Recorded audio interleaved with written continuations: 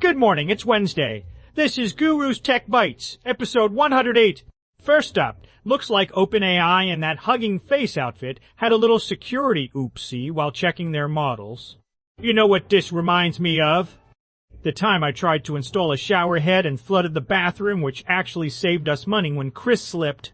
Anyway, hackers got in while they were testing things out. It's like a Windows update. You just sit there hoping it doesn't wipe out your bookmarks. Yeah. Shh, okay, that's something. But yeah, the nerds are mad. Second, now they're talking about putting advertisements right inside ChatGPT.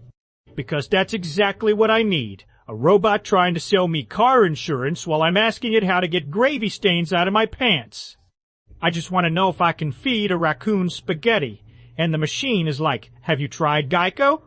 Microsoft does this too. You turn on the computer and suddenly there's a pop-up telling you to buy Candy Crush. Who is playing that? Do your taxes.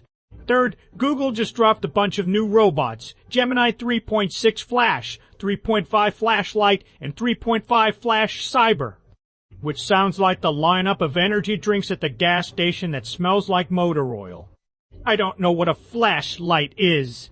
Maybe it's the normal Flash but on a diet, like when Lois buys the fat-free ranch that tastes like wet cardboard. But I guess they're fast. So, if you need a joke real quick before your boss catches you slacking off, this is the one. And finally, there's this new robot called Kimi K3 that's apparently competitive with Fable. And together, Kimi K3 and Fable are the soda, which I'm pretty sure is that guy who works at the Clam with the lazy eye. If these computer brains are teaming up to be the best, good for them. I just hope they figure out how to keep my internet from dropping every time the microwave turns on, because I'm sick of it. That's your Daily Bite. Have a great day. Until next time.